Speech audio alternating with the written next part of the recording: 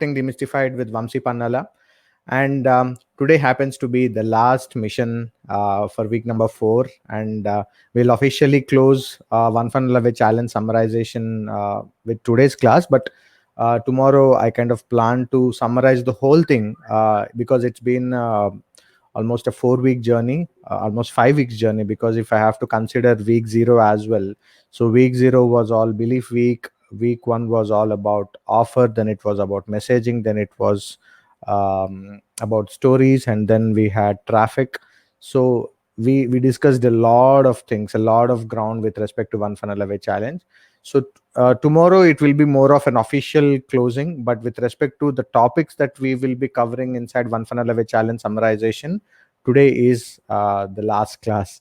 So I'm equally excited and actually equally kind of feeling bad because One Funnel Away Challenge is coming to an end. But let's quickly just get into what today's topic is. So today's topic is again pretty important, even though if it's a last one. So after sending so much, spending so much money, spending so much of time, energy, and doing your dream 100, offering all your products, designing them, sequencing them, writing stories, messaging, hooks, stories, offers. You have so many things that you have been doing all this while, right? Since last 5 weeks, there's so much of energy and it's so much of money that you have put in, so much of brain power that you have put in to be able to come up with all this funnel. You have set up the squeeze page, you have set up the sales page, you have set up the order bump, then there was an OTO, probably a second OTO. Now after putting everything across, what if the funnel doesn't work? Right, that's a very important question, right? So when you start driving traffic, so this week we are all discussing about driving traffic to your funnel, right? We talked about how you can buy in your way, which is spending money on platforms like Facebook, Twitter, LinkedIn, Quora, whatever, wherever you think your traffic is congregating. You buy, you rent the traffic, which means you buy the traffic and you send them to your funnel. Or you earn your way in, wherein you probably get on someone's podcast, then you tell them about, hey, there is something like this that I'm doing, why don't you go and check out this particular page? Then you bring in their traffic to your page, and then you start getting their email list into your email list. So you do a lot of these variety of strategies to get in these people inside your funnel. But what if that funnel is not working? So what are the parameters, what factors will help you determine whether your funnel is working or not? So that's a very important piece, and that's probably a logical piece with respect to whatever we have done in all these 5 weeks of thing. This is very important for us to know. So let's look at some of the benchmark numbers. When you put up your funnel and you start driving traffic to it, what are the kind of numbers that you should look at in order to understand whether your funnel is working or not? Okay, so let's look at so here is how it looks like. Let me just switch off the banner for a minute.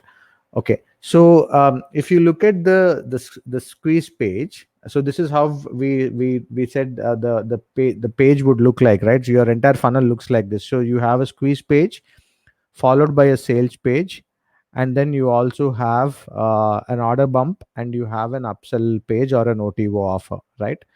So when you start driving traffic to these pages, imagine, for example, if you have 500 people coming in, or let's not even talk about numbers first. So basically, the parameters that probably help you understand whether your funnel is working or not is with these particular things, right? So the benchmark is 20% of the people coming to your funnel, if they opt in, your squeeze page is working. That's a standard. So all that we are discussing here is some industry benchmarks. Okay, it can differ from industry to industry, product to product, vertical to vertical, in whatever uh, product portfolio that you have, or if you are a service industry, the numbers might change. But we are just kind of looking at some kind of benchmark numbers to determine whether our funnel is working or not. So if 20% of the people opt into your squeeze page, which means they were really interested in exchanging their contact information for whatever lead magnet that you have offered on the squeeze page, your squeeze page is working. Similarly, when they then move on to the sales page, if you get 1 to 5% buy rate, that means that your sales page is also working. So so these are, again, as I said, are the benchmark numbers. Order bump benchmark is anywhere between 20 to 40%, and your OTO or the upsell offer that you have as the last page should get anywhere between 3 to 10% based on what the offer is, how much you have priced, and a couple of other parameters, right? So now let us look at some of the numbers. So if you send, let's say, 500 people to this quiz page, 20% of opt-ins is about 100 people have opted in. Okay. So if 100 people have seen the squeeze page, that means when they move to the sales page, we are talking about 1 to 5% buy rate. So let's say we take the middle value of 3%, which means of 100 people you get 3 sales, right? So then they also look at your order bump, which means, let's say, even if we then take the middle number again as well, which is like 30%, 30% of the 3 sales is about 0.9%. That means probably one person is looking at your order bump conversion, and then the OTO is 3 to 10% of the 1,000 people that you have seen, sorry, 100 people that have come to your sales page. That means that probably no one is actually going to see your upsell offer. Does that mean that your OTO or upsell offer is bad? No.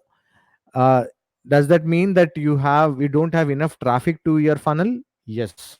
So if we look at the numbers slightly in a different way, just add 0 to all the numbers that we have seen, right? So if instead of 500 people you have 5,000 people coming in, 20% of the people opt in, that means 1,000 people have opted into your squeeze page, and 1 to a 3% conversion on the sales page would be 30 sales. And of those 1,000 people, 20 to 30% of those 30 sales, if you have 30% order bump conversion at $12 each, you have 9 sales of the order bump. And of the 9 sales of the order bump, let's say we look at 7%, or in fact the 3% of the order bump, you have 2 sales of the OTO, right? So at most of the times people start tweaking their OTO offer, assuming that no one is buying, there is something wrong with the OTO, or the sales page offer is not right, the order bump is not right. No, you have to actually start from the beginning. If you have to understand whether your funnel is leaking or not, don't start from the OTO page, start from the squeeze page, because if you are not matching those benchmark numbers, problem is not probably with your funnel, not with your offer. Problem is also probably with your traffic. The number of people who are looking at your numbers, if they don't kind of give you the kind of numbers that you really want to have a right amount of data to calculate whether your funnel is working or not, is one of the more important problems than trying to tweak your funnel every single day to see if the headline is not working, the video is not working, the sales copy is not working, or the call of action on the button is not working. No, most of the times the problem can be that you don't have enough traffic. And when you don't have enough traffic, the number of people who probably end up seeing your squeeze page, your sales page, or your OTO are less, right? So when you have to start driving more numbers, and that is when you have adequate data to understand whether your funnel is working or not. So this is something which is very unusual of a lot of people not doing, because they just jump on conclusions that the offer that they have put up is not probably converting, or the OTO is probably expensive for people, so they suddenly decrease the cost. They do a lot of these very different interesting things, right? So never do that. When you have a funnel which is set up, give it a time for people to go through entire thing. If you don't have traffic, no one is going to see what you have put up on your sales page, your order bump, or your OTO offer, right? So this is something which is super important. So you have to drive traffic as much as possible to have adequate data. Without data, you will probably not be able to realize whether your funnel is working or not. So send as much as traffic as possible, whether it is organic traffic or whether it is paid traffic.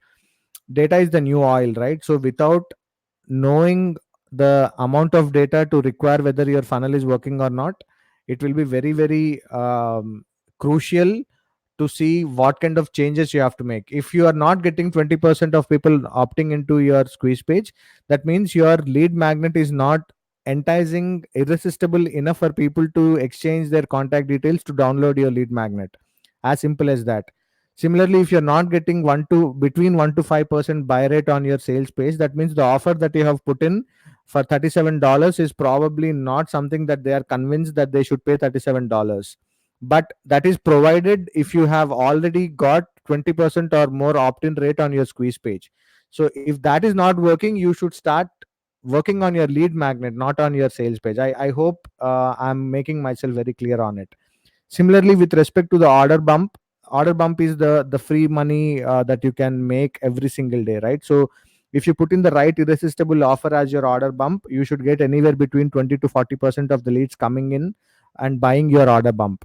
So the goal of building a funnel like this in the one funnel away challenge is not to make money. All the profits that you are doing or making inside is, this is to pump those back into your ads or into your paid promotion, so that you build your list so big that you can go ahead and start selling all your products in the back end through email marketing or in another way.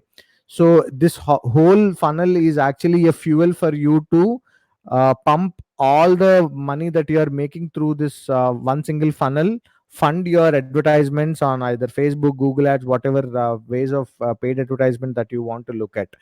So this is basically what you have to look at when you start driving traffic to your funnels. So hope this was useful for today's class. And tomorrow I'll come back with the summarization of the entire one funnel away challenge. We will probably um, maybe about 15-20 minutes, not beyond that. I'll just touch upon each of those pointers in detail. But that's it for today. That's it for one funnel away challenge. I hope you had a great time looking at all the summarization videos that I have put in since last like 4 or 5 weeks now. So hopefully I'll come back with another interesting thing. I have a few announcements to make, so watch out this space again. um, in the meantime, I hope you have a great day. I'll come back tomorrow again. See you and cheers.